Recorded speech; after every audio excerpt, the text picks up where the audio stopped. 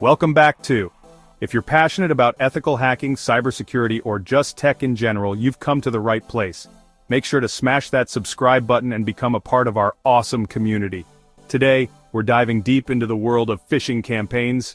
Now before you click away thinking, Linus, phishing is bad, hear me out. Ethical hacking is all about finding vulnerabilities the bad guys do.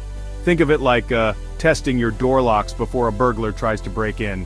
So whether you're a security pro or just starting out, understanding phishing is crucial. We'll cover the basics, the tools you need, and most importantly, how to do it ethically. Let's get started. Alright, let's break down this whole phishing thing. Imagine you get an email, looks totally legit, maybe from your bank or a service you use.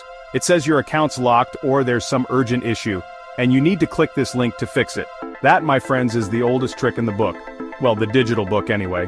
See, phishing is all about deception. It's about tricking people into giving up sensitive info like passwords, credit card numbers, you name it. Think of it like this. A phishing attack is like a fisherman casting a line out into a lake. The email is the bait, and unfortunately, people clicking on it are the fish. Now, I know what you're thinking, Linus. That's messed up. And you're right, it is. That's why ethical hackers like us try to simulate these attacks in a controlled environment. We want to see how susceptible a system is to phishing so we can patch up those holes before the real bad guys can exploit them. It's like running a security drill, but instead of fire alarms, we're talking fake emails and spoofed websites. The goal is to raise awareness, train employees to spot these scams, and ultimately make the digital world a safer place. So yeah, phishing not cool when the bad guys do it, but a valuable tool in the right hands. Now, you can't go phishing without the right gear, can you? Just like any good tech project, you need the right tools for the job. And lucky for us, the ethical hacking community is full of awesome open source options. First up, we've got Gophish. This bad boy is like the Swiss Army knife of phishing toolkits. It's user-friendly, even if you're just dipping your toes into the cybersecurity waters, and it's got all the basic features you need to get a campaign up and running. Then, we've got the Social Engineer Toolkit, or SET for short. This one's a bit more advanced, like going from a screwdriver to a full-blown power drill. SET gives you way more customization options, so you can create some seriously convincing phishing scenarios. And finally, we have PhishSim. As the name suggests, this one's all about simulation and training. It's perfect for running phishing drills within an organization, testing employee awareness, and seeing how well your security training is actually working. Now, I'm not gonna lie, diving into these tools can be a bit overwhelming at first. But don't worry, there are tons of great tutorials and resources online. And hey, maybe we'll even do a deep dive on one of these tools in a future video. Let me know in the comments if that's something you'd be interested in. Alright, let's fire up Gophish and build our first phishing campaign. Don't worry, it's easier than you might think. First things first, you'll need to download and install Gophish. It's a pretty straightforward process. Once you're all set up, log into the Gophish dashboard. This is your command center where you'll control everything from creating emails to tracking results. Think of it like the cockpit of a spaceship, but instead of exploring the galaxy, we're exploring the world of cybersecurity. First, we need to craft our bait, aka the phishing email. Click on New Campaign and give it a catchy name, something like Operation Red Herring or Project Fishy Business. You know, get creative with it. Next up, the email template. This is where you put on your creative writing hat. We need an email that's convincing enough to get people to click. Think about common phishing lures, account verification, password resets, suspicious activity. You know the drill. Make sure the subject line is catchy and creates a sense of urgency. Something like, urgent account action required, or your password expires. Soon usually does the trick. Remember, we're going for that click me now vibe. Now here's the crucial part, the landing page. This is where we send people after they click the link in our email. It needs to look identical to the real deal, whether it's a bank login page, a social media site, or anything else. Gophish makes it super easy to clone existing websites. Just paste in the URL, and it'll grab all the code and images for you.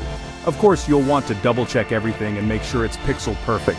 Finally, it's time to launch our campaign. Choose your targets. This could be a group of volunteers or a specific department within an organization. Set the send date and time, and bam!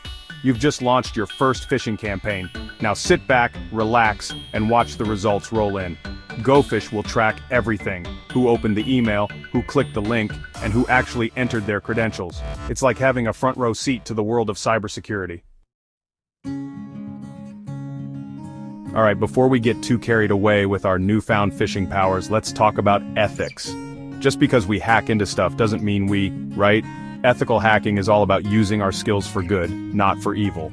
So, rule number 1 of ethical phishing always, and I mean, get written permission from the organization you're testing. No exceptions. Think of it like this. You wouldn't go poking around someone's house without their permission, would you? Same goes for their digital space.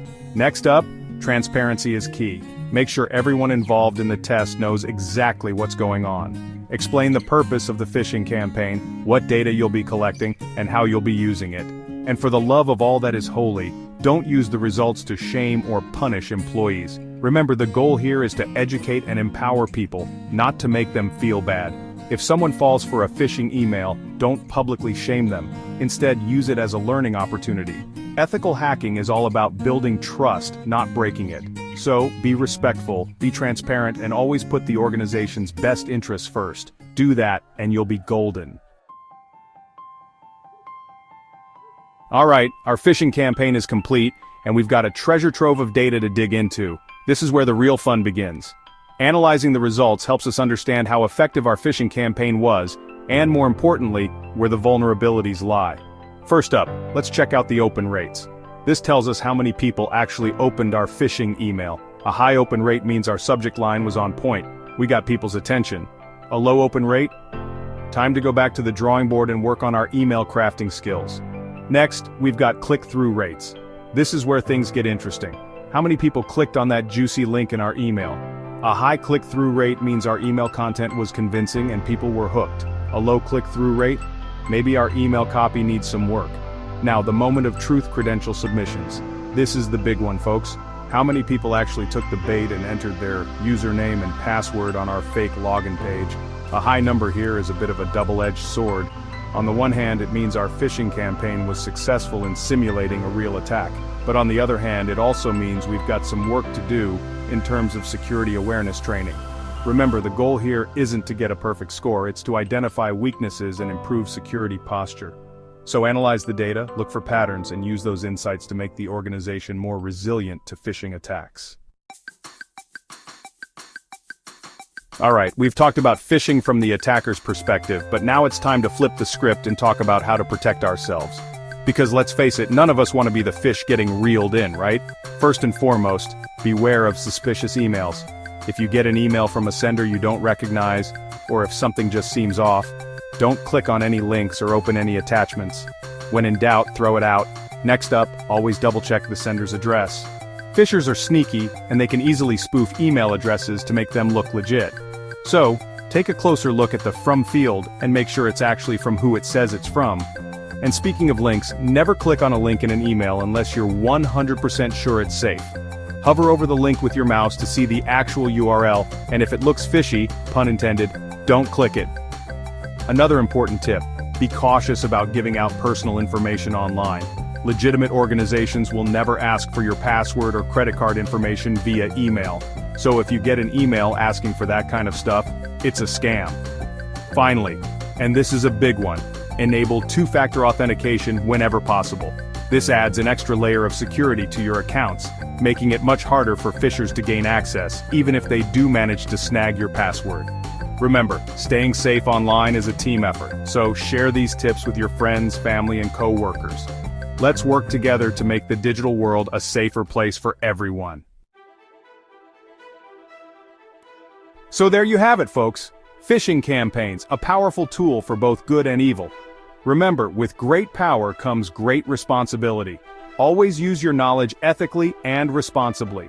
If you found this video helpful, give it a big thumbs up, share it with your friends, and subscribe for more awesome cybersecurity content. Stay safe out there, and I'll catch you in the next one.